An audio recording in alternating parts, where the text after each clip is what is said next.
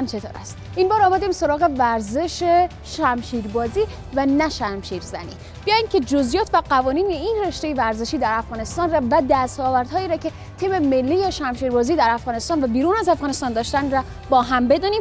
کنار او یک سری نمایش‌های خیلی عالی را از بازیکنان داشته باشیم. با من ببینید.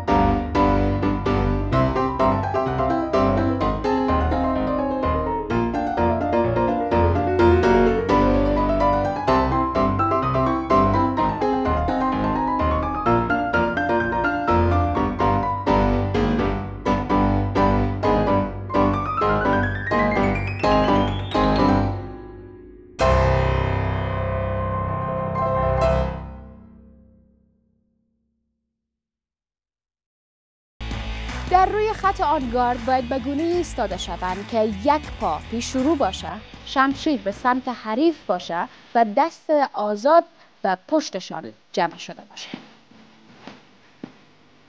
هر ست مسابقه 13 دقیقه است، ولی اگر یکی از طرفین 15 امتیاز بگیرد مسابقه زودتر به پایان میرسد. اگر زمان تمام شده و هیچ کدام از شرکت کنندگان به امتیاز 15 نرسیدند، برنده فردی است که امتیاز بالاتری را کسب کرده است. اگر پس از 9 دقیقه امتیازها مساوی بود، 1 دقیقه وقت اضافه در نظر گرفته می شود که در آن فردی که اولین امتیاز را کسب کند برنده خواهد بود. برای گرفتن امتیازها هر بازیکن باید به منطقه مجاز حریف ضربه بزند. این مناطق بر حسب قوانین مختلف تغییر می‌کند.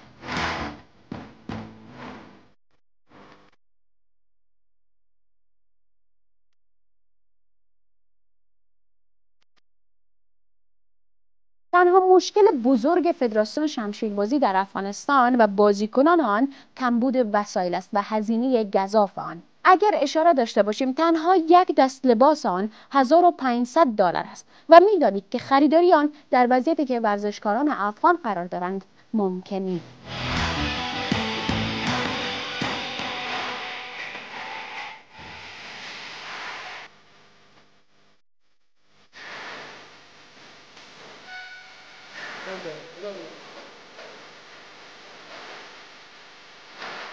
ما تقریبا اضافه تر از 200 نفر ورزشکار داریم در شمشیربازی، از طبقه ذکور و از طبقه آنها از 80 الی 90 نفر میشن ورزشکارای ما. بله که از 80 نفر ورزشکارای ما 20 نفر شما در تیم ملی بده انتخاب کردیم از خانم‌ها را و از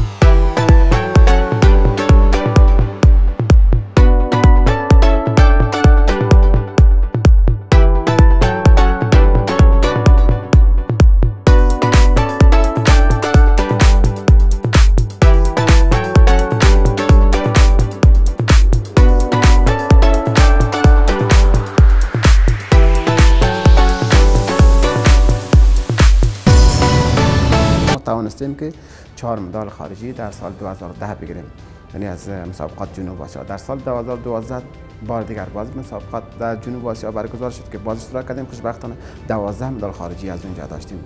14 سال به صورت کل ما 12 مدال خارجی داریم.